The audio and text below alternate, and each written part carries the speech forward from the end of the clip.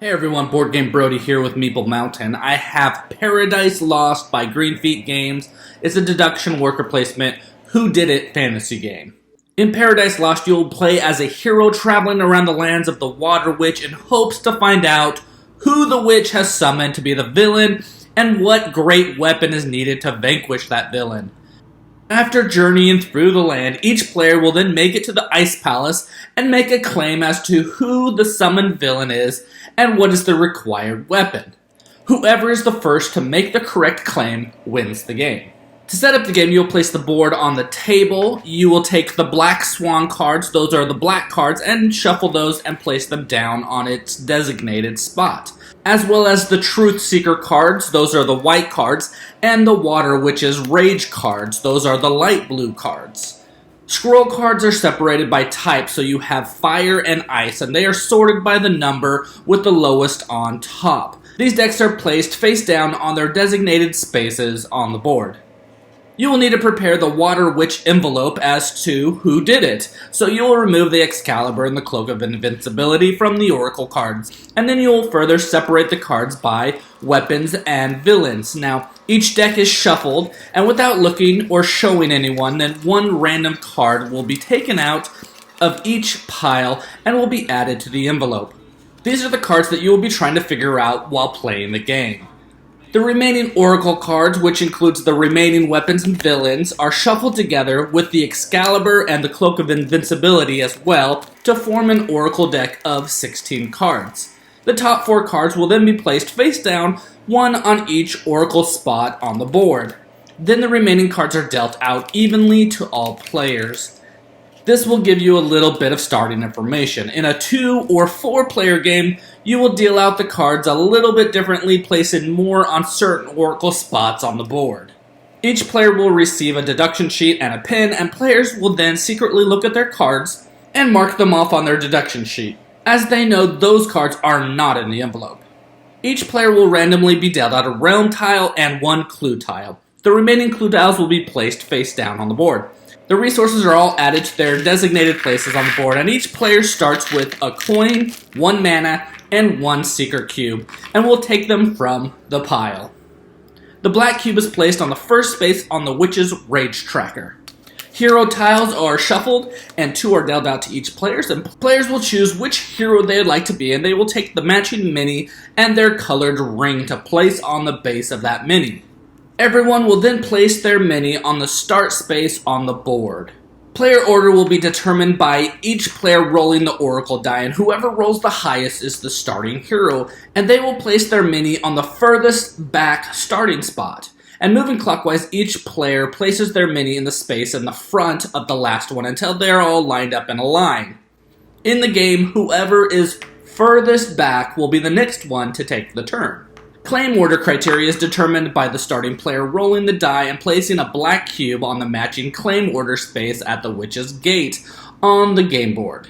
If it's a blank, that means the player can choose where the cube goes. This cube identifies what resource will determine the claim order for players at the end of the game. The player with the most of the indicated item will make the first claim. The next player with the most will then be the next one, and so on. This order can also be broken if a player determines the realm which holds the villain's hideout. Lastly, the starting player will roll the die again to prepare the first oracle and place it on the first oracle spot. The number on the die indicates which player gets immunity when arriving to the oracle, and if the number is higher than there are heroes or blank, then no one has immunity.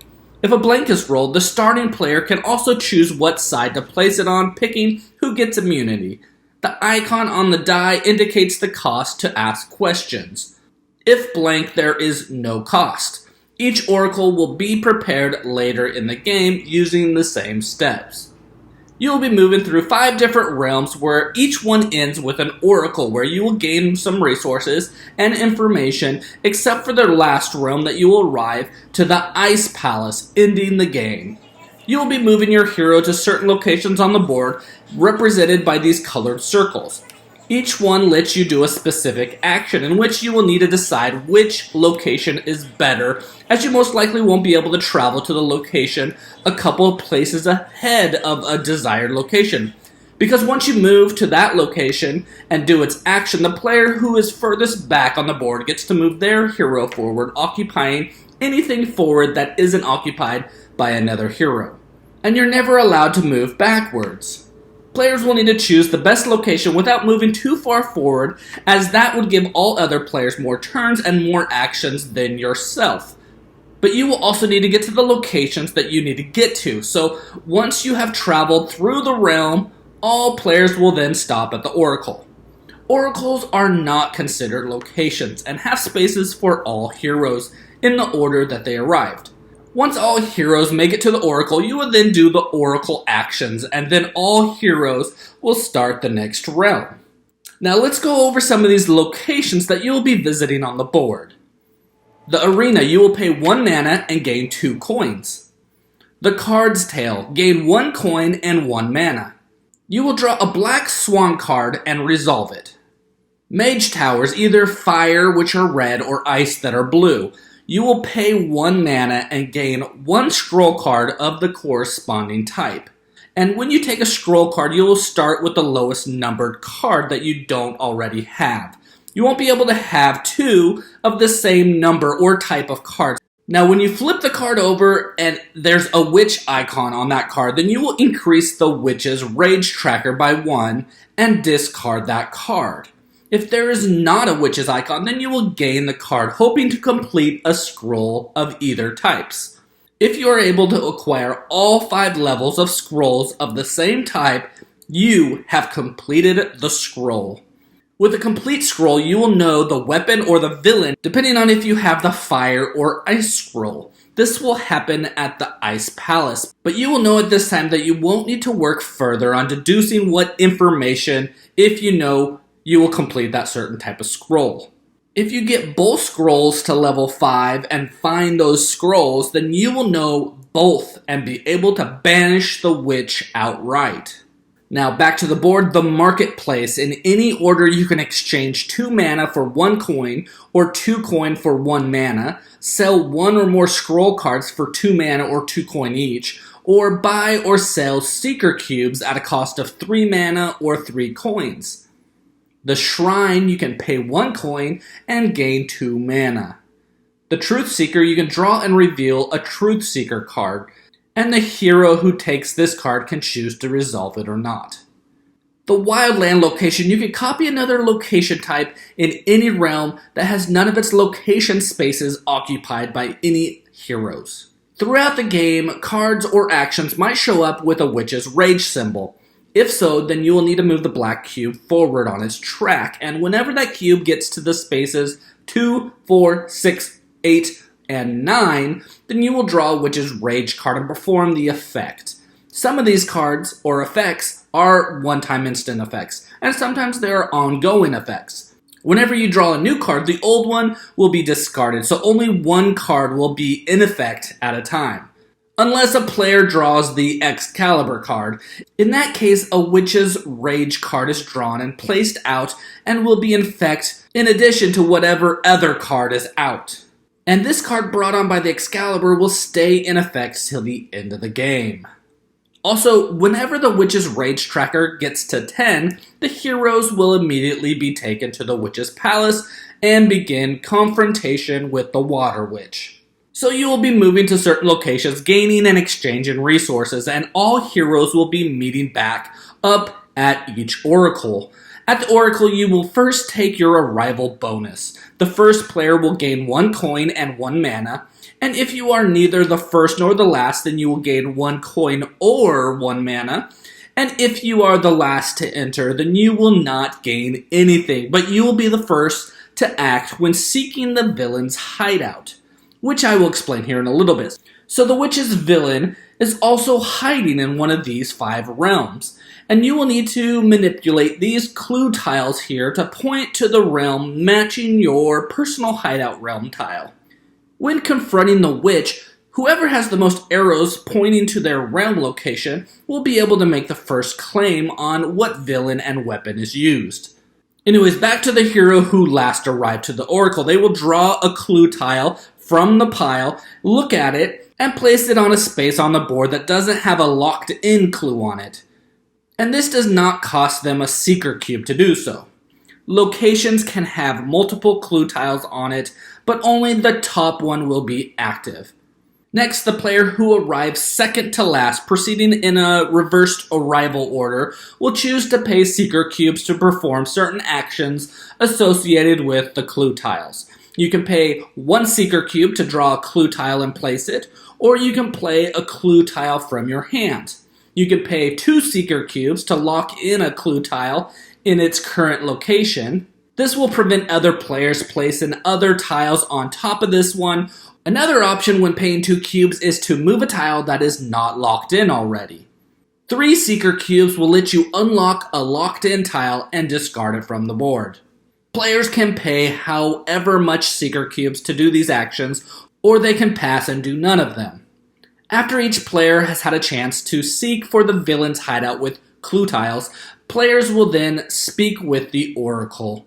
The Oracle card placed during setup is then flipped face up, giving all the heroes more information on who didn't do it, or whatever weapon is not the one you need to use. Again, if this card is the Excalibur, you will then draw a Witch's Rage card and place it on the Witch's Wrath space for the remaining of the game. If it's the Cloak of Invincibility, if it's revealed at an Oracle, the first hero to arrive will take that card into their hand. Now, starting with the last hero to arrive, players can ask questions. To ask, you'll pay the cost associated with the face on the die, and when asking a question, you will need to combine 2 villains or 2 weapons. Also, you can ask questions using your knowledge from your deduction sheet, as to throw other players off and not give them some information from the questions that you are asking. The answers to your question will be answered by all other players, and if they have at least one of the cards that you're asking about, then they will need to show you secretly. But they will only need to reveal to you 1 card, so if they have 2 from the 2 things that you ask, they can choose 1 to show you. After a card is revealed, your question is answered and the next player will have a chance to ask a question if desired. A player can also gain immunity by arriving to the Oracle in the position matching the number on the Oracle die. Doing this means they don't have to answer any of the questions. To continue to the next realm, the Water Witch's Rage card on the normal space is discarded and the Rage tracker is increased by 1, possibly putting a new card out. The last player rolls the Oracle die and places it next to the next Oracle die space. The heroes will now start moving to new locations in the next realm in reverse arrival order. Whenever the players make it to the 4th Oracle or the Rage tracker hits 10, players will enter the Ice Palace. Beginning with the player who has first claim, players will announce which villain and weapon they think is in that envelope. If you have all 5 fire scrolls, then you don't need to identify the villain. If you have all 5 ice scrolls, then you won't need to identify the weapon. If you have both, you don't have to make a claim at all. By the power of this world's ancient magic, I hereby banish the Water Witch and free these realms. After making the claim, peek into the envelope without showing the others, and if you were correct, reveal them to the others, and you win the game. If you are wrong, then you lose and must return the cards and not say any more words for the rest of the game, and the next hero will then make their claim. Now I feel like the idea of taking Clue and mix it with the mechanics from Takedo is such a great idea, and with this theme it just feels like a great combination. I feel like some of the rules and the details in the game are more than what's needed in the game. Each space you move to does a certain action, but these actions are kind of confusing. Well, not really confusing, they just need to be simplified or streamlined in a better way. If these actions were more streamlined, then it would help with the flow of the game, and you would still need to collect the different resources. So you're trying to figure out what villain and weapon is inside the envelope, but you're also managing your resources to be able to be the first player to give your guess at the end. The resources also give you little shortcuts, which I love. This causes you to play the game differently each time, or allows you to change how you play the game each time. Collecting enough fire and ice scrolls lets you ignore figuring out either who or what weapon is in the envelope. But you have to take the time to get the right spaces and invest to do this. But it is very possible. Players can even get both scrolls and not need to figure out any of the 2 cards and just try to be the player to guess first at the Ice Palace. So, in similar to Clue, you are trying to figure out 3 things: who, and with what, and where. I like how they changed things up and you're finding out who and with what, but where is a little side game here. You're trying to have the most arrows that point to the location that you start with at the beginning of the game. So you will need to be manipulating the area on the board because you will want to be the first one to give your guess and look at those cards in the envelope. And so sometimes when you don't have any of those cubes, arriving last gives you an advantage, although it lets all other players get more actions. Like in Takedo, where you stop for a meal, this game is similar where you're going to stop at each oracle, and at these spots, you will gain more resources and ask questions to the other players about their cards. Again, trying to deduce what 2 cards are in the envelope. The board is huge, and the mat is as well, and I really like the neoprene mats usually, but the size of this one is kinda awkward, and the folding of the board works surprisingly well, but I feel like it really stresses it. And I'm afraid it's just going to break down with time. Another issue with the board is that you aren't really 100% sure which color on the board matches the colors on your sheet of paper to know its action. I wish they would have put maybe letters or numbers or something to help indicate a little bit easier. The best part of the components are the minis, and I think they are done pretty well, and I really enjoy them. But overall, in the game, I feel like there were some mistakes. These problems with the game kind of takes away from the excitement of the mechanics and the theme and the experience.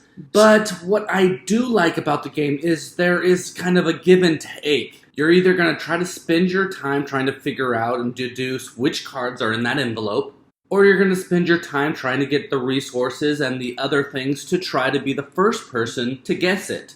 If you spend more time on deducing and figuring out those cards, you're probably not going to be the first person to guess what those cards are. But on the other hand, if you are the first, you're probably going to have less information on what cards are in that envelope. And remember, you can trick other players if they're not asking you about your cards because, say on the last oracle, you can ask all the players about certain cards that you actually have in your hand and almost pretend like maybe those are the cards in the envelope. These cards, you know, no one has asked you the whole game. They don't even know that you have them. With a little bit of acting and surprise, the first person might just guess those cards that you have, if they didn't put in the time of figuring out what cards all the players have and what cards are in that envelope. So then when it comes to your turn, maybe the last player to guess, you will know what cards are in there. Streamlined rules, different size board, and a better indication as to what color spots does what, and this game I feel like would be great.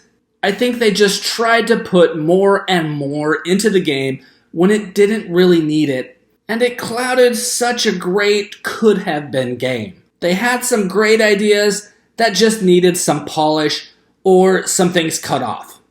Again, this is Paradise Lost by Green Feet Games. Again, this is Boardgame Brody. I hope you enjoyed this video. Stick around and check out some other board game reviews to see what you might want to get to the table.